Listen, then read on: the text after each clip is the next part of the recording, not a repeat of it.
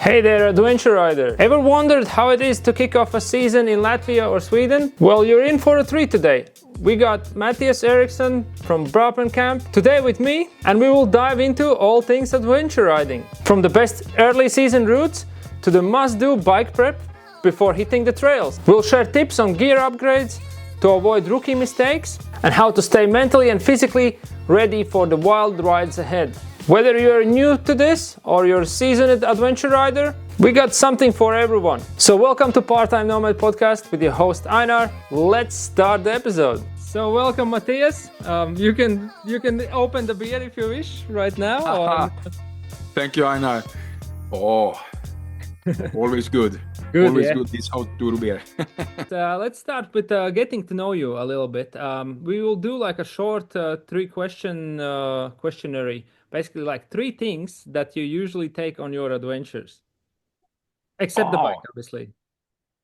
I almost bring coffee,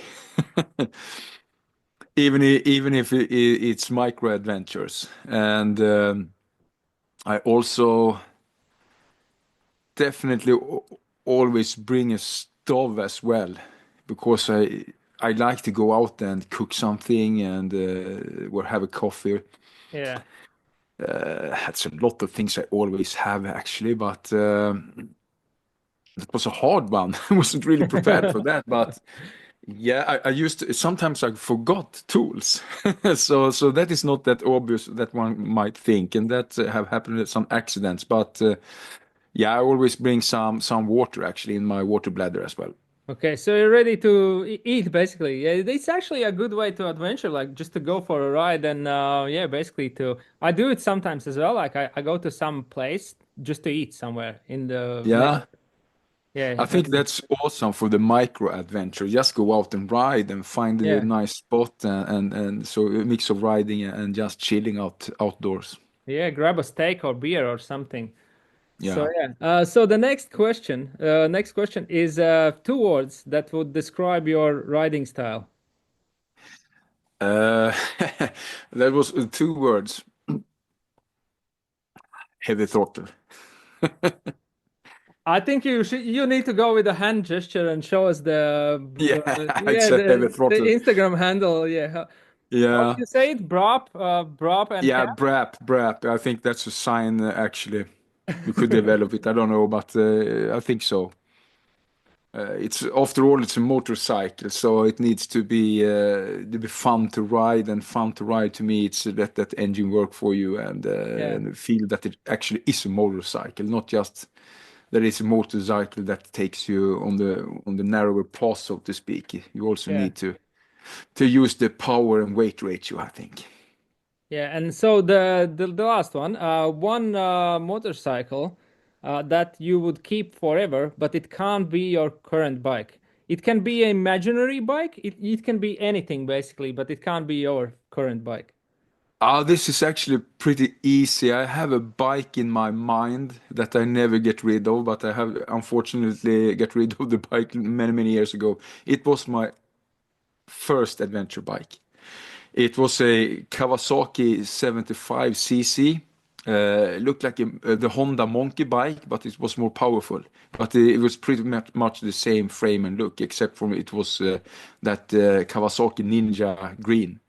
Okay, And it's a pretty small bike, but I had it when I was like, I think I was 11 years.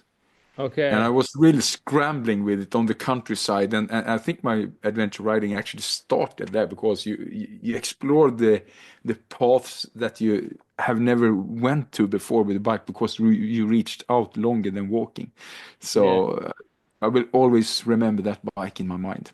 So that's probably a mission to get one the same basically one day, hopefully. Yeah, I actually Googled them, and I think it was pretty much only 3 in Sweden, I think, but they are being popular in US, so you can find them Yeah, there. I was trying to think about the bike like when you was telling like it's 75 cc or 70 cc bike and nothing it's blank basically for me. Like I don't even have the picture in my head basically now. Nah, but what many of the listeners or you may probably know about that Honda Monkey bike. Yeah, that's A definitely small red one, but that was 50 cc. So this looked exactly the same, and probably they were made in the same factory. yeah. But Kawasaki made a 75 cc instead. Otherwise, everything on the bike was pretty much the same. Okay, so it looks the same. So yeah, so now I have the picture. Yeah, because Yeah, they're yeah, yeah. famous bikes now. I think like people are going to adventures, going around the world with these little things, and Yeah, they have like a retro, but I think those are like 125 or 250 cc, yeah, something like that, and they're a little bit bigger, but they look the same, still small.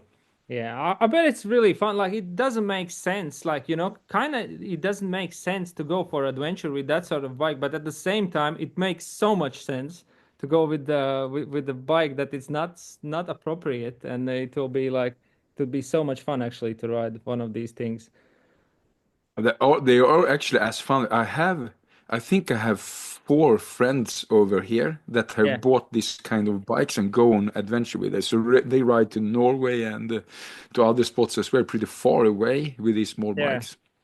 And I think like riding pit bikes as well. Like it's similar thing. Like when you're riding with a smaller bike, which is not as heavy as our adventure bikes, it kind of gives you more skill. You can more easily learn things, and if you fail, it's the fail isn't that big of a deal. I would No, say. Yeah. exactly. Well, it's a very good bike to start riding at. Yeah. And for the listeners, what is your current bike? I know your It's current a bike, but Yeah, it's a KTM 890 Adventure R okay, cool. that I've been riding since 2023. So it's the new model that still is the one that looks like the new one, so to speak. Yeah, we have an Instagram question, but I'll keep that for the end about your bike. There is something about your bike, so Yeah, yeah, the yeah. question. So I think we can start talking about the season opening. Basically, like this episode will be mostly like for the opening of the season for like newer riders or basically anyone who's starting the season right now. Because I think I have already started the season.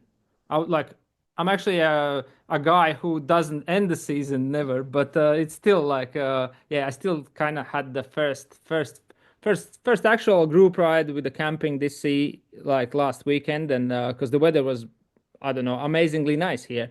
But how is it in Sweden? Like, have you started the Yeah, season yet, or we it's still? usually end the season in October, November,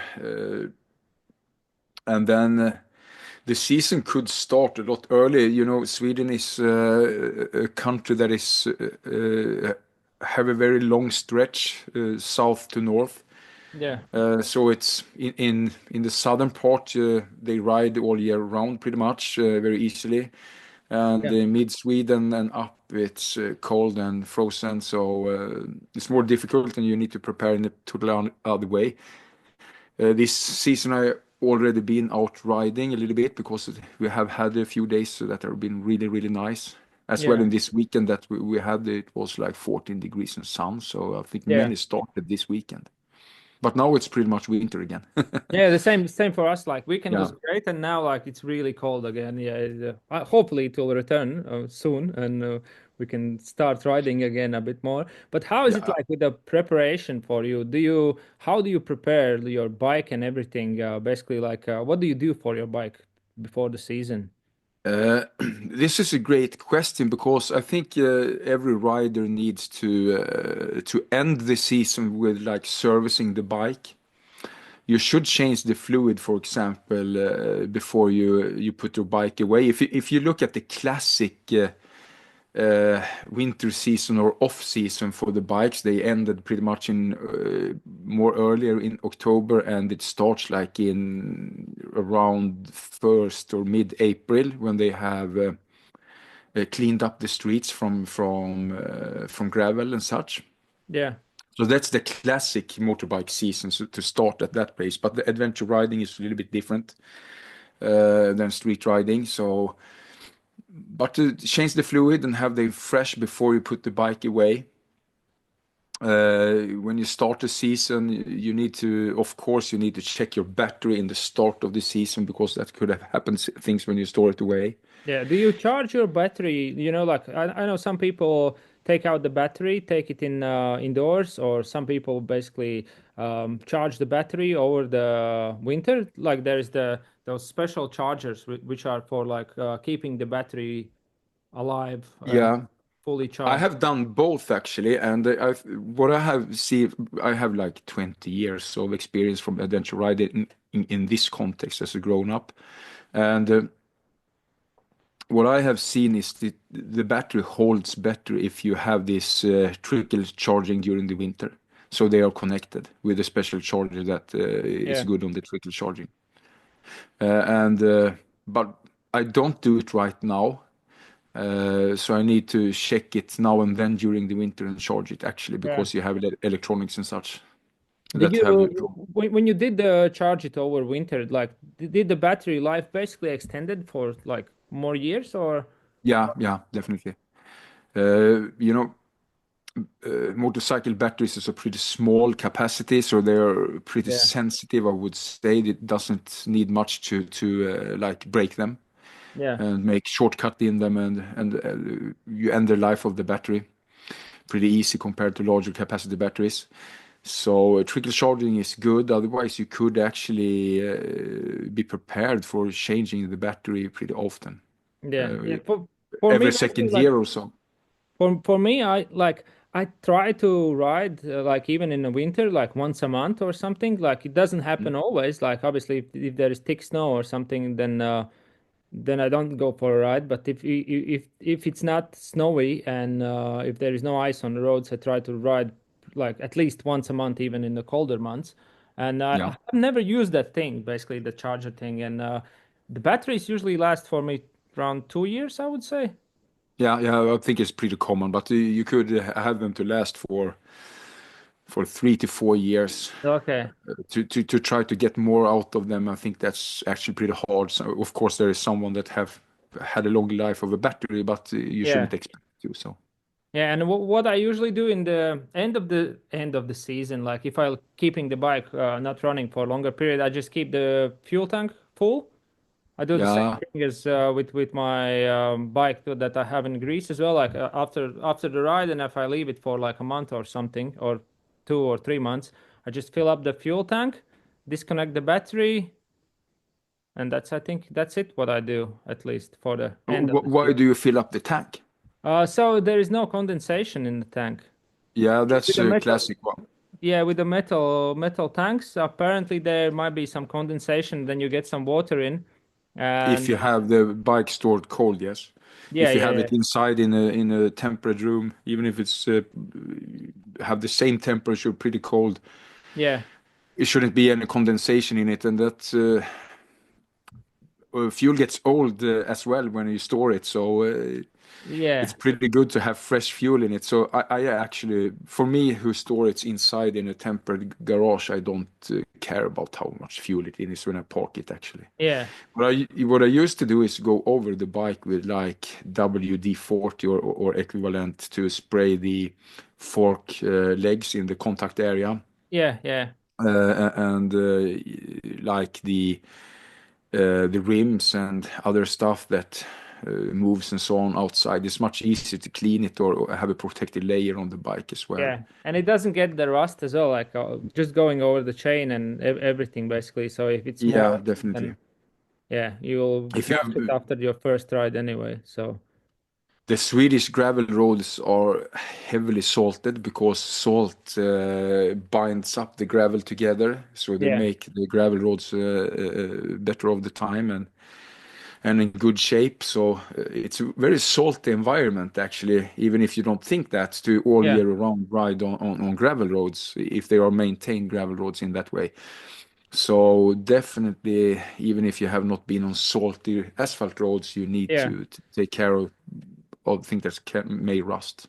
I think The that's chips, for that example. would be a good tip for anyone starting the season early. Basically, like wash the bike more frequently and oil it properly at least the beginning of the season. It's always good to oil and do all the Yeah. maintenance. But, yeah, yeah. If we Otherwise, when I start the season, except from the battery, you need to go over the bike and the functions, definitely your safety parts of the bike, like Yeah. brakes and so on. Test them and motion them. So before you just go out and ride and then need Yeah, to yeah, brake. So test everything. Tires, walk over the tires so you don't have any. I don't think that is common anymore, but if you have old tires, you can get cracks in them, or if you yeah, have missed something when you stored it away in the fall. Yeah, just look over the tires and so the safety stuff, the lightings on the bike, blinkers and brake lights and so on.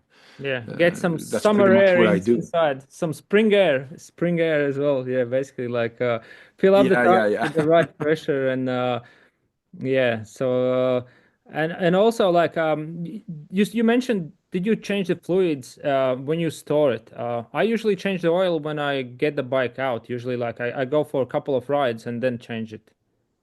But it Yeah, I really do depends. that as well. I do that as well, but I know the engine and especially your sealants in the Yeah. engine, your seals, they are in better shape if you change the oil before the season, when you end the season. So you Okay. have fresh oil in the engine, Yeah. flushed around before you store it a longer period. That the old classic way to store a bike could be like 4 to 6 months. Yeah. But today in adventure riding, we have a very short Yeah. season when Yeah. we store them away, typically, or never. So then the engine oil, for example, should be changed before, as well coolant. But Yeah. I don't change coolant every year. I change that definitely maximum per the schedule, which is I think it's every second or so. Yeah, but it's Brake definitely a thing fluids as that well. needs to be changed at some point. I know, like many people, they just never change it. They just ride it, and yeah, Yeah, but such a new bike that I have, you should definitely keep the value of the bike to follow the service yeah, schedule, or as well keep your warranties and so on. So every second year, coolant and fluid. Uh, the engine oil, if your service book says it should be uh, changed every 15,000 kilometers or so. The way many of us ride and as well in the environment we ride, it could be dusty, and so you should definitely at least change it every year, or more often than yeah. 1,500 kilometers. I would say like Uh, depending on the rider, but like I do change mine in like 5,000 kilometers for my yeah, Tenere. I think the yeah, service manual says like 10,000 or something, but yeah. usually around 5,000 I change the oil. I can see it's like worked its way. Basically, it's getting black, and then you need to change it definitely. I think on the KTM, if I don't record incorrectly, it is like 15,000 kilometers before oil change per schedule. But of course, if you read the finer letters in the schedule, you see that you should. Yeah. It's according to your riding style, and I Yeah. change about 5,000 as well Yeah, every at season, least basically. once a season. If you don't Yeah, ride, yeah, yeah, like I would say, like change it once a season. If you don't ride, yeah. like I don't know, the 7,000 or something during the season. If you ride less than that, then still change it once a season.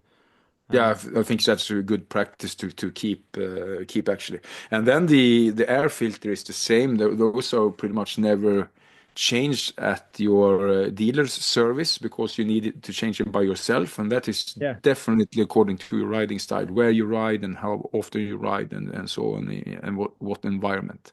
For me, it can be like sometimes I can go with one air filter for like 3 months, and then again I can have one day when it's really dusty and I'm riding Yeah. behind someone, and it's like it's done in one day. Yeah, yeah, yeah. I don't think that many realize that, but our environment, and if you don't ride first when you're riding with Yeah, your friends, you're in the queue, so to speak, then you need to be prepared to change or clean that air filter a yeah, lot more often than you think.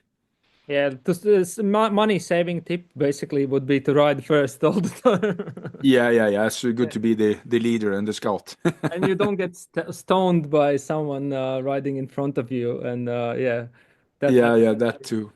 as well. And Yeah, yeah, sorry, go on. yeah. To be honest with you, I'm pretty lazy in this servicing. I do the basics and what's important for the bike and so on. Yeah, Otherwise, I'm pretty much a trial and error guy. So I just see that the bike is safe and I ride. yeah. Like you can obviously there is two sides of this. You can be like some people are like doing not doing enough, and some people are can be like too crazy about like servicing the bike all the time. But you Yeah. just have to find your own balance, and that works for you. And like another thing, actually, suspension. Like, do you do anything for your suspension every year or? No, I do not. But if you take down your fork, for example, you will be surprised by it. That needs service as well, Yeah, definitely. But that is one thing that with a fork, for example, you needed to bleed it from air yeah, with that top bleeding screws pretty often, actually during rides, if you want to have the suspension to work continuously as you have adjusted it. yeah. So otherwise, you feel it in a ride in a few hours in a ride, you could really feel that it gets stiffer due to air. Yeah, I would say like doing the suspension basically like would be great to do it like every other year at least. That would be the Yeah, I think so as well. I think that is more dream case. realistic than do it every year, every second Yeah, year. If you ask every me, year it's yeah, it's I think it's too much for a regular rider usually. Like if you're a fast rider riding a lot, then maybe yeah, like motocross riders they do it every I don't know some hour amount of hours, yeah, engine yeah. hours. But yeah, that's definitely a thing that many people, buy like a used bike or even a new bike, and then they just ride. And the suspension. Have you seen the meme online somewhere where it's like there's like a skeleton sitting on a chair? That's basically your suspension, and you're putting on like the new decals for your bike. Yeah, yeah, yeah, yeah, yeah. Yeah, That is so true because that is how we behave. I shouldn't blame yeah, it on others. That's how we behave as rider commonly, I think. yeah. And like Yeah. other things that you do do you do anything for your gear? Like, do you somehow prep your gear for the season or? Uh, if I go to a very wise friend of mine put it out like this: if you take care of your gear, the gear will take care of you, and that is so true. Uh, to clean your gear, both your riding gear and your luggage gear and so on, to clean it up and so that should always be done before you store it away for the winter or after every longer ride, so to speak. You keep Yeah. it in order. You will get that back from the gear definitely if you put some attention to it. Something that I have done during this winter actually is I forgot to bring it here, but I use beeswax. Yeah. I have bought Fjällräven, the outdoor clothing company Yeah, of that course. do Yeah. other stuff as well, but they sell actually blocks of beeswax, Yeah. It's and I use Greenland wax or something like that. Yeah. yeah, Greenland wax. You can use it to just prepare the garment on the surface to be more resistant to wet and rain. Yeah. But I use it actually on all the pockets change and the ventilation zippers, all the Oh, zippers. So I seal them up front and also in the yeah. I don't know what to call it, but the sealing surfaces, and Yeah. that makes sure that even the zippers are sealed in bad weather. And you also could see if you have a jacket, doesn't matter which quality of jacket or if it's expensive or cheap jacket. After a while, when you have been riding with it and you feel you can't really open it with one hand anymore, you need Yeah. to grab and open a zipper. If you just use a little bit of this beeswax, you will basically one hand operate it easily after that. So it's Yeah. such a difference to operate your gear if you wax your chain or zippers, I mean. And one might wonder if that is good or bad when you're riding in dirt, if it collects dust and dirt to this wax layer. But I think it's much easier to clean off that Yeah. and as well maintain these zippers if you wax it. It shouldn't be much excess of the wax. And actually, it's a great tip. You can, if you buy the smaller block of this beeswax, you can keep it in your garment in your pockets. You always have it with you, because if the gear should leak somewhere or something, in seams or in these zippers, you basically stay and wax it, and you will be pretty much good or excellent after that. So Yeah, you that's a can good tip as well. probably, like you do it with a hair dryer. Like when you wax the garments, you basically you wax it, and then you with a hair dryer you can get it to soak in into the garment. If you don't only want Exactly. slippers, but for your basically for your like motorcycle jacket, you can put a layer here or anywhere basically like. Yeah, and that's very good to prepare the garment. But if you just happens to happen, you could just wax it Yeah, and let it be. But like you say, with the hair dryer, you can do that with your outdoor exhaust. stove. Yeah, you can do it with your exhaust as well. So if you have a gas burner or even the exhaust of the bike, but the gas burner for your stove works as well to do Yeah. the same thing. So that is also something I've done this winter to make my gear work a lot better. So walked over every garment Yeah, and every usually, zipper. like the zippers, they're a pain when you're riding in sand or the dusty gravel roads or anything like Mm. that. And yeah, it just gets to the one point that you just can't open them up normally. You have to like pull it really. Yeah, winter is also a good time to clean your helmet a little bit better than you Yeah. do summer times to take out the inner part of the helmet and clean them properly. And also, whilst cleaning out the helmet, it's good to check if there is no breakages anywhere or cracks or anything like that as well into Yeah, the helmet. Yeah, so definitely. one of You my say, helmets, I actually like whilst I was putting in the car dock communication system, like whilst I was checking it, I noticed that I have a broken part inside, basically like the okay, yeah, yeah. So otherwise, I wouldn't know it if I wouldn't take it no. apart. I was taking apart and like basically cleaning it, and I noticed, oh, okay, so this is done. That's it for that. Yeah, but I think it's a good idea. This winter have actually been very interesting because I have not really maintained the bike that much, but I have upgraded the bike with a lot of stuff that I wanted to upgrade on my bike then. Yeah. That has been a good way to keep the mood up during the winter without riding. I have prepped the bike with a lot of goodies. I think like winter time is usually the thing when you're like after some while you get depressed that you can't ride, and then it's so good to like fiddle a bit in your garage, put some new parts or things like that on, and yeah, what did you Yeah. upgrade for your bike? Uh, I have actually done pretty much or large upgrades. I changed the front of the bike Yeah, from the original one to a rally tower and also fairing from Rally Garage yeah, because I had the goal to make the bike more, to be honest, better looking, but also functionally better for larger and new navigation and so on. So to be honest with you, it looks a lot greater, but it also have had a lot of better functions with that upgrade. So, and then I also upgraded the navigation for the coming years. Been a hardcore Garmin user for a lot of different kind of stuff I do on my spare time, both hunting and boating and with my van and the adventure bike. I have like Garmin devices for everything. yeah, But for this season, I went with the DMD2 navigation system and controller on the handlebar. And yeah. I've been riding with it a few rides, but it looks really, really great what I see so far with it.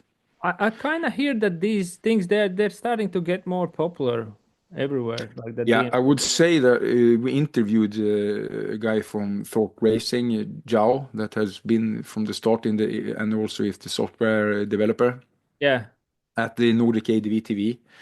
And 1 year ago, he was like, it's a lot of work and pretty much a slower progress. But this last year, it has gone crazy for them with the business. Yeah, So it happens right now, and I have never been disappointed really with the Garmin units. I modified it in the software when I retyped the maps to highlight gravel, for example, and yeah. tone down the boring roads.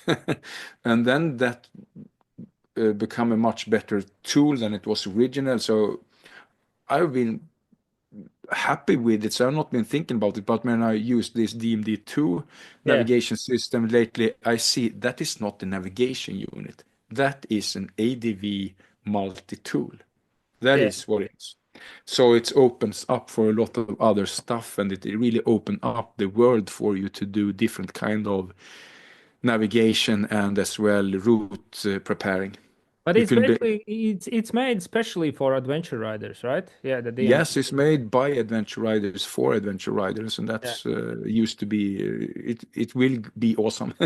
It used to be, it started as an app, right? Yeah, There is an app. I have it on I have the Samsung Galaxy Active yeah. tablet, and I have the DMD app on that. But yeah, and recently, yeah, I'm actually keen to see if anyone in Latvia has one. I want to see it in person, basically. How does it work and everything? It might be similar. Yeah, the hardware that they got into new is really great actually. Yeah, Works very flawless and together the software and the hardware and so on. So it's really cool. The other things that have been upgraded is not for the looks but for the needs. I will do a video of that. That's the last video on my channel about the winter upgrades. I upgraded my bash plate from the original one to a AXP. okay. The big advantage is that it's bolted to the frame instead of to the engine that the original one was.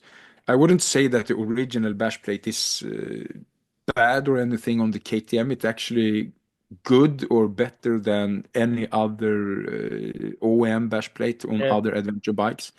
I would actually be a little bit cheeky to say that, but that doesn't mean it was perfect. It's very lightweight, so you can't really find a more lightweight bash plate but cover that much as the one on the 790, yeah. 890.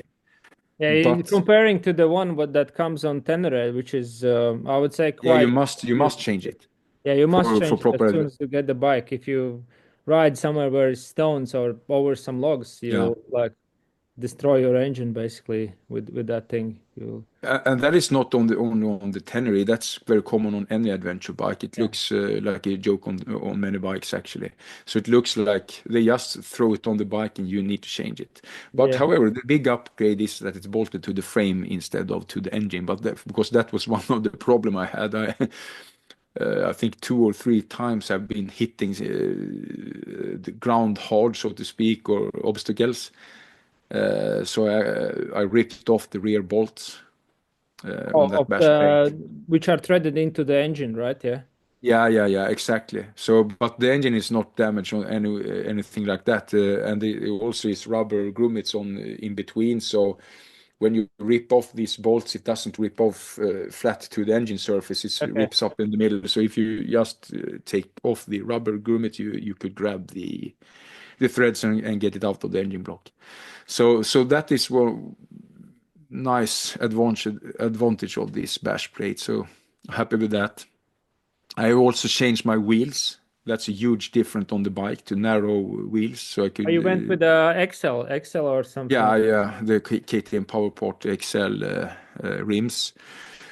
Huge difference in riding feeling, so to speak, and your bite into the ground, and you get also a lot of nice tire options to choose Yeah. to with that change as well. You can probably mount Also, studded tires as well with these, yeah. You can mount excuse me, what do you say? you can mount studded tires as well with these, right? With Yeah, of course, yeah, but you could do that also with original rims, but with this one you have a lot of more choices there as well. Yeah, I think like for at least when I looked into adding like putting on studded tires for my Tenere, I think the rim size they're basically like the rim is too wide because you Yeah, usually get an enduro studded tire, which is yeah, I don't know, like the size it's like really narrow. Usually like the enduro studded tire, it's even narrower than like the standard non-studded tire for enduro bikes. And if you yeah. put that one on, then yeah, it doesn't really fit for at least for Tenere. As far as I know, that people told me that I can't put it on. No, you need to go to the tire workshop and get your tires studded if you Yeah, take your typical 50/50 tires and stud them yeah. for winter traffic, for example, But yeah, riding. that's a lot of work, and yeah, Yeah. I'm not too excited to do that. No, no, it's costly as well. And you know, Robert, our friend Nomad Robert, he Yeah, lives in yeah, a little village 20 minutes from me where they manufacture studs that you use your that screwdriver gun. machine Yeah, to just, you can do it beside the road. It's like threads in the end that you put into the rubber. okay. They And made there is the for motorcycles specially, or they're like for cars as well? both for rally cars and for motorcycles, No. different sizes for different needs. Okay, and continuing on the opening of the season, like what are Yeah, the things what's going on in Sweden? Like I know you just had the expo, um, you had the Adventure Expo, right? And then yeah. This weekend was totally awesome. That was a really kick-off for this season, pretty much a little bit earlier than it used to start. yeah, But this weekend was so hot, so many was riding there. But the I have been a part with the team that has been planning this together uh, with the Backroads company with Petra and Christian. It was like an experiment. We were feeling that the adventure community is lacking something. This is a window here, yeah, and there wasn't really a expo for explicit for adventure riders. It's more like you are a part of the common motorcycle shows. So we was thinking about this for a couple of years ago and have planned it accordingly and they opened a window that was perfect because of the Norwegian and the Swedish motorcycle show was didn't happen this year. yeah, So we're perfect to start it. And the family of Christian and Petra's company and the family around they just make magic with this event and as well together with the team behind it with those who have been supporting this orga. It's a lot of the friends that you know as well yeah, involved in this. So we made it happen together. And just the weeks before, we didn't really know how this will look like and so on. We knew that we did good stuff, but it became a success. It yeah. I was was so checking on great. Instagram and everywhere. I can see like it's so amazing. Like I wish I could go as well. Like maybe You next year. know, this Or, the Saturday when it was open was like crazy. We couldn't really imagine that it could be so crowded. yeah, And the exhibitors, I worked for two of the exhibitors, or three, or maybe some more. But I was mainly in the Moscow monter and in the Rode stand as well. yeah, But when I speak to all of the others, it was far beyond their expectations. Because if you go to a motorcycle show and you have numbers like 30,000 visitors, how many is interested in adventure riding? In yeah. this case, Amazing. everyone was dedicated and so hungry for ADV riding Yeah, gear and stuff and things like that. So I think everyone was actually surprised how good it was to actually get this down to the ADV business, because the expo had bikes, luggage gear, riding gear, and a lot of other things that you have around on your body and on the bike and so on.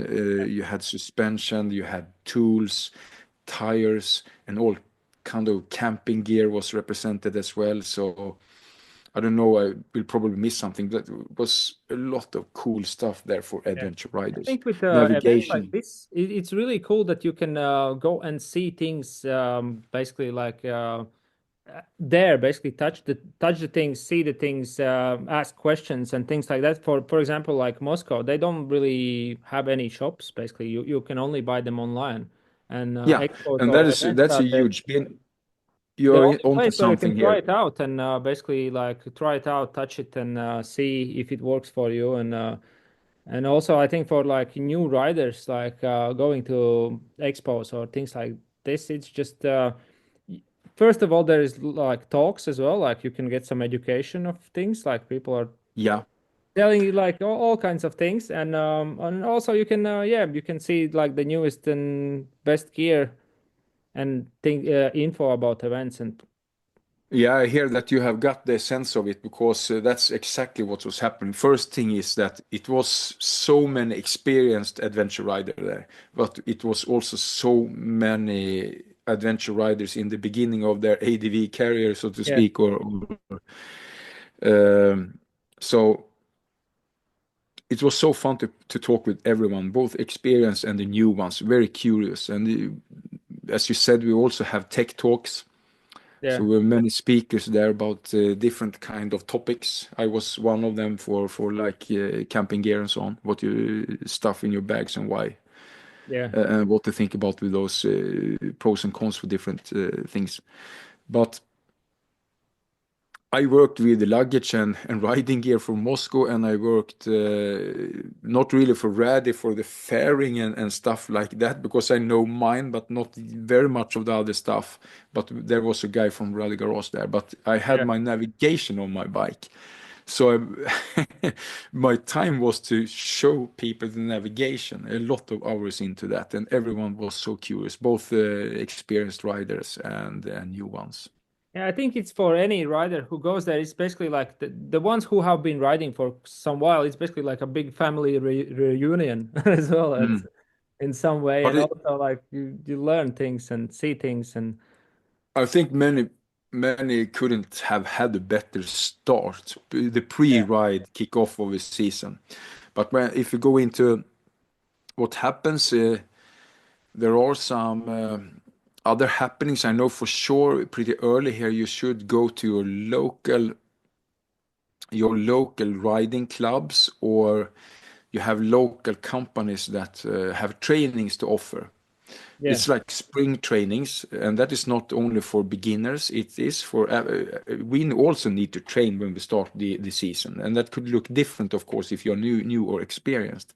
yeah, But we all of us need to train to maintain the skills and the skill level. So we had the team from Dalex, for example, is a company based in Dalarna in Sweden, the county. They offer like startup trainings and so for beginners.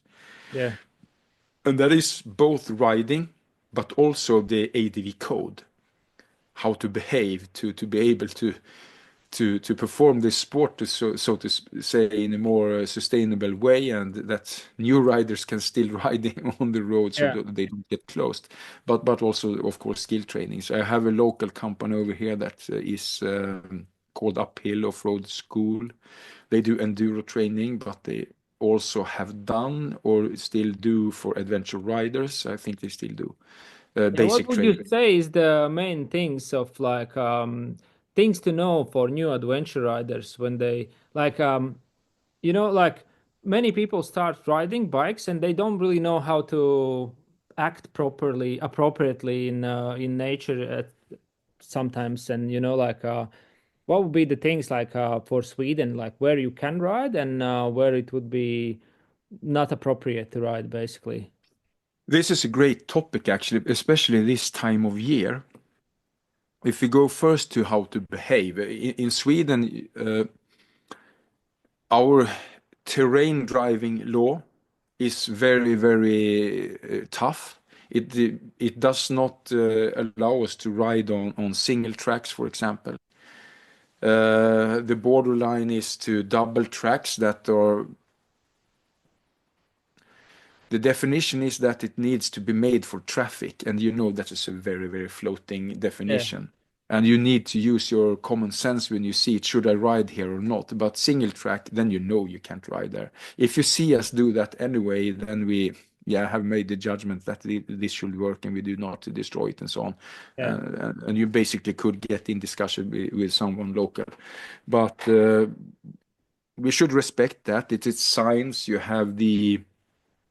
also have hinders on the road, the bars that hinder you to get there. But the law says that you can ride behind them if there are no signs, but you should always respect and wonder why they have put it there. yeah, So another thing to think about this time of year is that in this northern part of Europe, this is especially to riders maybe from the southern part of Europe. During winter time, our ground gets frozen, and that is very special to the roads as well. So the upper part of the roads is frozen, and in this time when this loose up, it gets like an ice cake of the road that you don't see. mm-hmm. And it's very good to ride on it pretty much right now or in February. But in this time of year and even most of April, actually, in the mid Sweden and farther north, you should avoid to ride on the gravel roads actually At this time until of the this year, ice cave have released or melted and dried up. And now I'm talking in the ground, not on top of it. yeah, Because if you ride on in this condition on the road, you pretty much destroy them. destroy the road, yeah. Yeah, Yeah, and that for is Latvia, very, it's similar. We have the same thing with like yeah, lanes. Two lanes is the way to go. Single track is not allowed. Yeah, but there is always obviously like there is always the aim for adventure riding in Latvia is to find the best, the worst road, basically. of You're course look, it is. you're looking for the worst road with two lanes, which looks like a road, but which is left alone for a long period of time, and then you can Mm. have fun with it. My And personal favorite is uh, like double tracks, uh, often with a soft ground, sandy, or it yeah, could be stony ones as well because it's you need to work with the suspension and so on. And it doesn't. It makes me happy if there sometimes is a better single track as well connected to it. That is yeah, fun to ride, that connects two roads together, and it seems good to ride there and so on. This is things that we like. So yeah. would be nice if these terrain driving laws, so to speak, loosen up a little bit. But if you still can do it with responsibility, would be really nice for this community. I think But it. I think one thing that we can all do is like all the restrictions get tougher because sometimes like we ride through like private land or yeah, something like that, or we ride fast next to houses or like dogs or something, cows or horses or something, and basically, yeah, definitely study your surroundings if you could go on the throttle yeah, or you even should go there or not. I think it's very important to do. I would like to go back a little bit to what to do. My typical riding season start looks like I go to micro adventures in my local area when I start the season, and it's a good way to you get out on your known ways, so to speak, and trails and tracks. And you train on braking, you train on if you find a very good S curve, yeah, just go on it back and forth to train your curve techniques, not just ride. You could have a very short part of your trail to go back and forth to train on and do that together with a micro adventure. That's pretty much looks that's my start of the year. I don't go to a training school to start the season because I have been riding so many years, but you always get a better rider if you do. Even seasoned riders get better with someone else overlooking your riding yeah. style and give you tips and tricks. You could do it with friends or you go to an off-road training school. And you will be a better rider. Everyone gets a better rider after this training, even if it's like beginners training or more seasoned training, so to speak. Yeah, also like riding with people who are faster and better riders than you, that also always helps. Obviously, Yes. there's a difference. Like if you're like complete beginner, don't ride with like really fast guys. You'll just get yourself killed, basically. Yeah, yeah, yeah. Don't try to catch up with them, but just like a That's level a, up from your skill level is yeah, always good. it's a very, very good point you have there. Do You you should have like always a keep within your own riding skill and be very honest with yourself. And with good riding buddies, they yeah, don't care because it's actually we are talking about seconds in difference yeah, on some stretches or legs on a ride before you get to a road cross or something that you could wait for each other. You don't talk minutes here. You talk a difference in seconds from a experienced rider and one definitely, that yeah. is a little bit slower. But over time, over a day, it gets probably a huge difference. But your own skill should put you into your own riding pace. Yeah, and always I think like to be a bit mindful of that, that it's just the beginning of the season. Like we had this Mm. weekend, we had a group ride, and I think at some point we went a bit too fast during Yeah. the ride, and we had some crashes, and like I fall into the water, and like probably done a bit more than we should do. But you know that's the thing Yeah. when you get in a group of seven riders or six riders, and you kind of each other kind of pushes each other, and Yeah, you sent me a video of your bike yeah, going me into the swimming. water, but the ride like that also start. It's also kick off with great memories for these rides as a start. Definitely.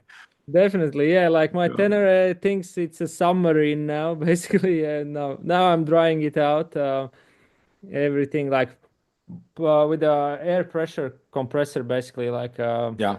pushed out all the dust and everything out of it, and all the water.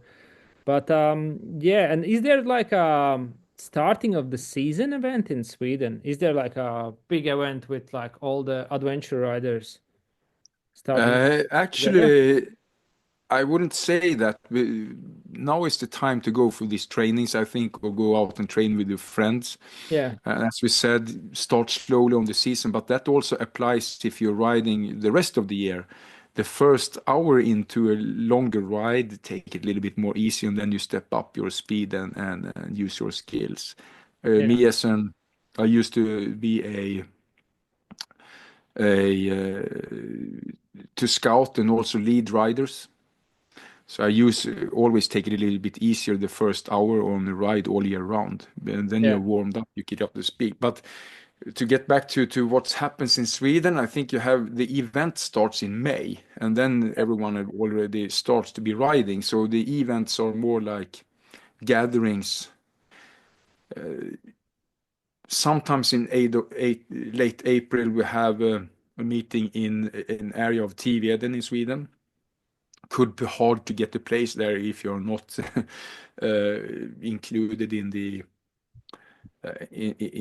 that local community. community. Yeah, Yeah, but it is an open ride, so there are new riders every year on that one, but you often see the ones. We call it's a very early, so it could be really wet outside and so on and yeah, cold. But in May, you have Skog have been for many years. I was a part of Skog when we started up that event and yeah, one of the founders. And we have another one up in Dalarna. I think it's like Scandinavian Adventure Meet, something like that. It's a friend that have that event as well.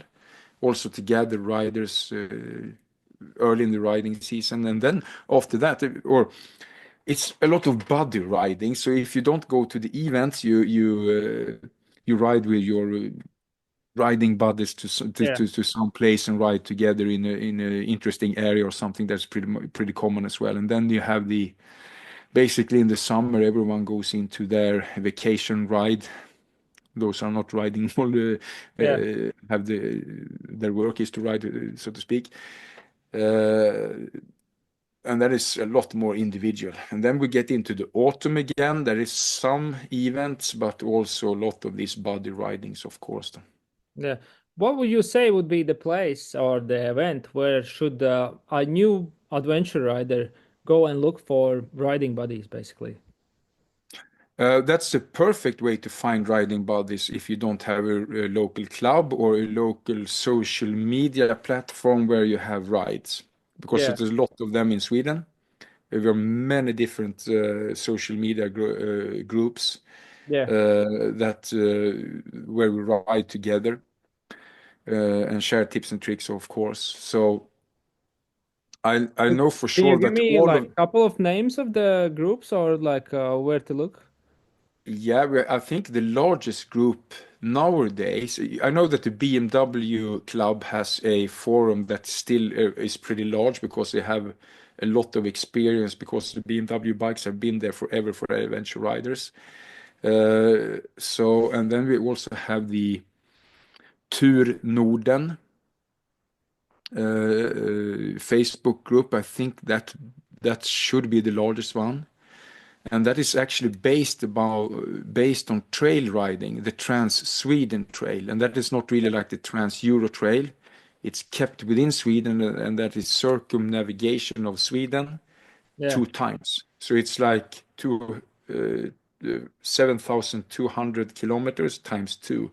And then in that group, maybe not open for everyone, there are county trails for every county in Sweden. I don't know how Okay. far that is. But if you go into that riding group, you will definitely find friends. And all the events we have in the spring pretty much is based on that everyone is welcome. It's not for experts. They're aiming actually for new riders to educate new riders. So if you're that kind of rally guy and you go to a lot of these events, it's not really meant to be the open throttle events, because if you these large groups are in our forest, the landowners Yeah. gets crazy if you're going to ride rally style on events. I think that's not a good idea. We have done it, and I have been a part of it, of course. And when I go with my riding buddies, we trip up the riding tempo pretty much Yeah. because we think that's fun. So that's another thing. But if we have new riders in our buddy riding team, we always adapt to The the slower one. newcomers. Yeah, Yeah. we get so we take care of each other. I think that's very important. I think the ADV community is really good to do that as well. Yeah, I think it's kind of it sounds really similar to us as well. Like we do have like for the social media, I think WhatsApp is quite popular. We have like many like large groups of Mm, people, mm, adventure riding people, where you can always find like riding buddies and like put a post that I'm going somewhere riding TET or something, and yeah, get someone to join you. And also we have the opening event of the season for Auduro, which this yeah, year will be together with like pretty much like I think anyone in adventure community in Latvia that makes events, they will do like different parts. So we have like a rally training, then there will be like practicing in like in a field with yeah, like all kinds of things basically like what you need to pass over like doing corners and things like that, and also like riding group rides with different difficulties of tracks. So yeah, yeah. that's probably a thing in Latvia. If you're someone in Latvia who doesn't have riding buddies, then basically yeah, Auduro season opening is the place to be, definitely. Or Yeah, like I have seen a lot of videos and social media posts from you when you have your trainings, not yeah, really the events that you have with the Outdoor Scout, for example. You have training events, and yeah, it looks really good. And I think that is what you do at the Outdoor guys. You're doing a great service into the community yeah. to do that together and gather people. Yeah, I think it's thanks to Richard's dedication to all of this. And Yeah, yeah, I wish I had things like that when I started riding. It would be great. Like you go to an event, there is someone with experience. He tells you what to do and how to do it, and yeah. you fast track your way into adventure riding. And obviously, you can learn your own way, your own pace, but it just takes more time if you don't have riding buddies that tell you off, basically tell you, oh, you're doing this wrong. And yeah, sometimes it's good to have that kick in your It's back. really good. Another fun thing, if we go back to getting riding buddies, if you're new, and I know that that could feel hard in the beginning, but for me, for example, I think I know pretty much everyone or very many people in this community in Sweden. Not everyone, of course, but I know a lot of the seasoned ones that have been in the ADV community for a long time and even new ones. And that is not really due to my social media, my own platform with the BraapNCamp. This is due to I have been on like GS meeting in Norway, in Sweden, and other kind of meetings and drop-offs from that long before school happened.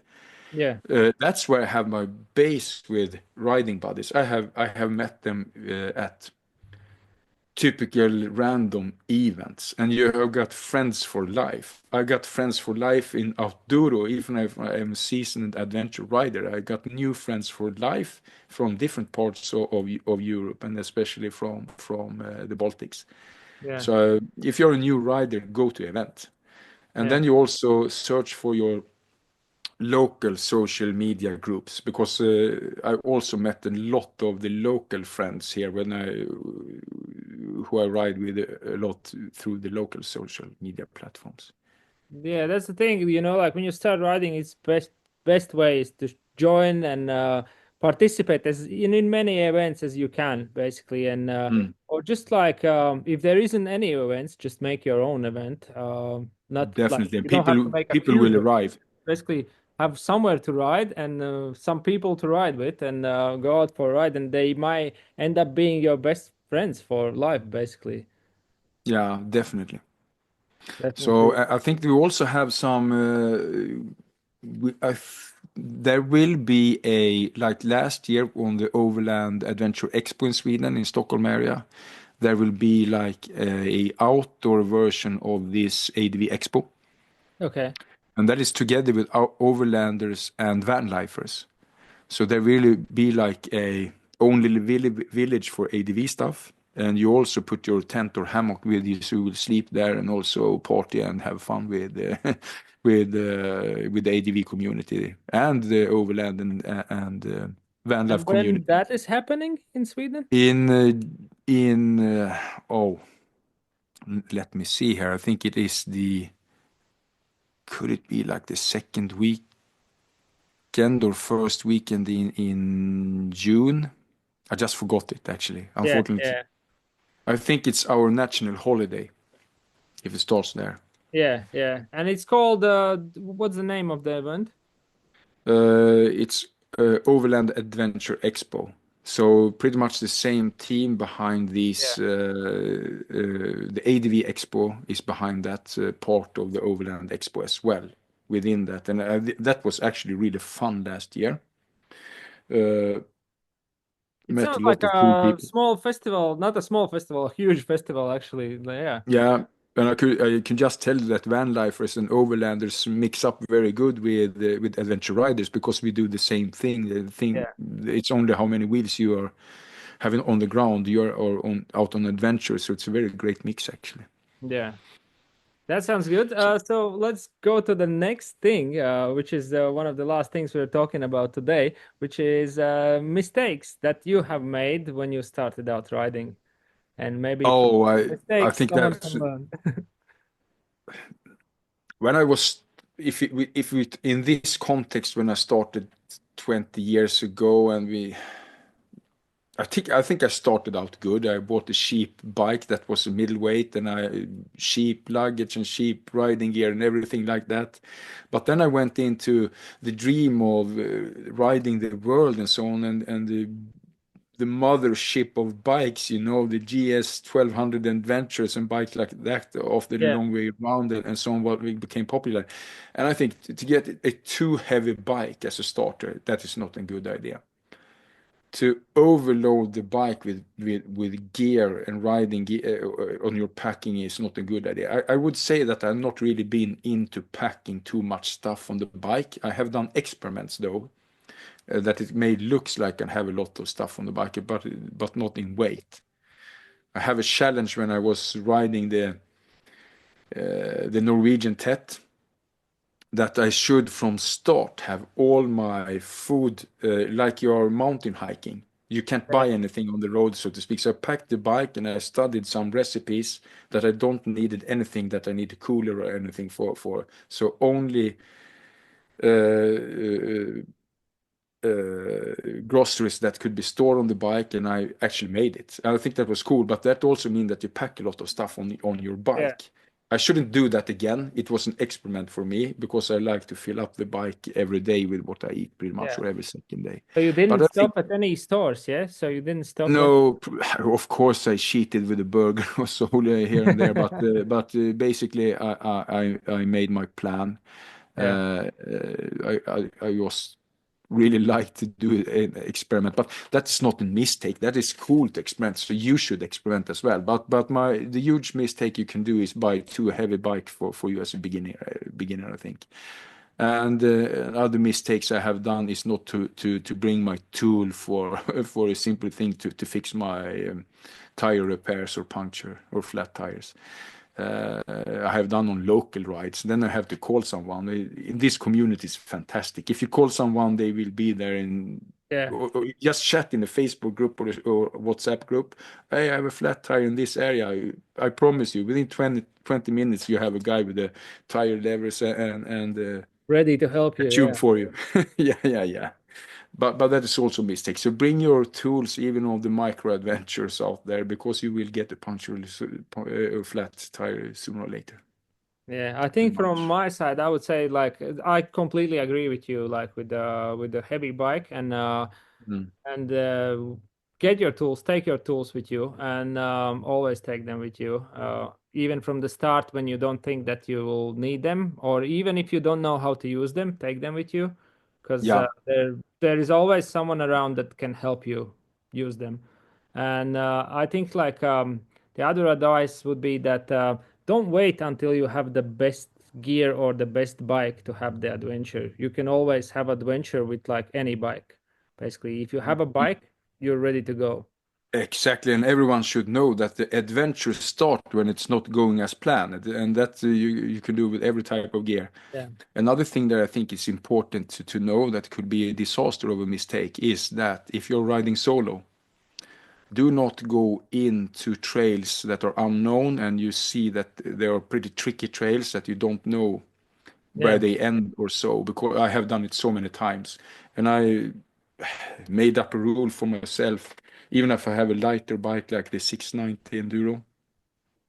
I told myself self because I was constantly curious about where the trails ends. So Yeah. when I see them, I had to go in there, and then I made a rule not behind road bars solo because you could be laying there for 14 days before anyone find you, Yeah. and do not go into those tricky single trails that you don't know where they end or how it looks like on Yeah. them because you can end up with working and wrestling with your bike for half the day before you get out of there. And I have done it.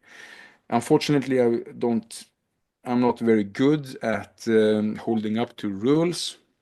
So I still end up too curious as the adventure rider I am and do stupid shit out there. So, Yeah. It's but it's a we all part of do it. it. I But think we that all. is the thing. I would like to add that to the kind of mistakes that you could Yeah. avoid. Definitely be mindful of your skill level and your like ability to get out, especially like if you're with a heavier bike. Yeah. Like obviously always like if the worst thing happened, like not the worst thing, but if one of the worst things happened that you can't get your bike out, just leave the Mm. bike and walk out. But The typical two parts that are very fragile on your body when you're riding slow and you think you're safe is your collarbone yeah, and like your foot wrists. yeah, In any kind of speed, you could easily break them, and that could easily happen when you are alone. yeah, So I have not done that yet, but I have seen it too many times on friends. So be careful out there if you go alone on tricky places. yeah. It's I would say like it's always advisable to go with someone. Like I do ride Yeah, solo. Saying that again, like I yeah. ride solo a lot. I ride a lot alone, but Mm. still, it's not the yeah, it's not the best idea, especially if you're beginner rider, just get a friend or buddy, riding buddy, and just ride together with someone. You can always get each other out of trouble. So Yeah, and let others know where you are as well before yeah, you ride. So, yeah. that's actually a good tip to tell your family and friends when you're out riding. Like if you're riding in remote places, like maybe share the location or something with your wife or family members. I And think it's very good. let me see the Instagram questions for this. Let me see we got some Instagram questions. So All right, fun. yeah, this is the question about your bike. When are you going to join the T7 army? Oh, I have actually done a test ride and made videos of it 2 times of the Tenere. The first version of the Tenere, that the base one. Yeah, I wasn't really impressed of it because it lacked like 25 to 30 horsepower compared to the KT, and wasn't really happy with that. And then I definitely didn't like the suspension. But then I tried the extreme version with the upgraded forks and last year, and I had really fun on that bike, and I didn't even miss the power. But then, yeah, when you throw your leg over the KT and ride home again after yeah, that, you feel those 30 horsepower again, and I yeah. really like powerful bikes. But I don't need a powerful bike, and I think the Tenere in the extreme version, or at least with that suspension, is a really, really nice bike. So I actually really enjoyed it, I would say. But to tell me that I would join the T7 army, that is to stretch it a little bit too far, I think.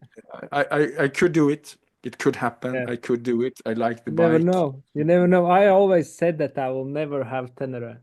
The And simple answer is and that I'm my riding one bike is now. too new and I invested in so much cool upgrades on it right now, Yeah, so it shouldn't make sense, to be honest. yeah. Yeah, like I said, I never thought that I gonna turn into Tenere Club basically, but I did somehow it happened to me. But Yeah, I think I know who asked that question, but yeah, it's a Dutch Mini on her bike.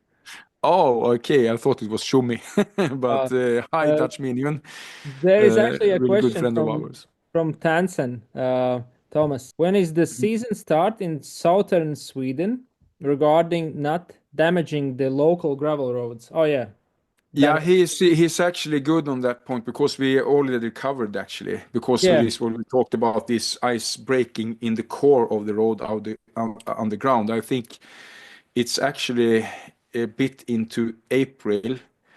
You don't feel it right now because it have not happened, or in the southern part it's just wet but never have been frozen. So yeah. you have a small window there, but you can ride now in the southern parts, and you can ride in later in April. But as a rider, you feel when you get into these roads when they soften it up, and then you should maybe avoid to ride there. Cool. So, yeah, I think that's it for this episode. Thank you. Thank you Yeah, for joining me. Thank you for joining me, and we'll see you probably somewhere, either Auduro Scout or somewhere. yeah, I will hope for that because the plans of this year is to ride south with the guys, Yeah, the yeah. well-known guys in the Nordic ADV TV team, and so we will have a ride together to a special place Where are you further riding? south. In end of August and a bit into mid September. So if we would go to the Outdoor Scout, for example, it means that we need to go up through the Baltics and pretty much end our trip there. So Yeah, that could happen. So we have not decided. It's will depend on the time schedule. cool. And you're going to We really Romania? like to visit Outdoor Scout because it was pretty much the most fun event we have been on. So Cool. That's really good to hear. That's really good. yeah. Thank you for watching, and I hope you enjoyed this. If you did, check out my other episodes and consider subscribing. Also, you can participate asking questions to my next guest, but that is done on my Instagram. So check that out, and we'll see you at the next one.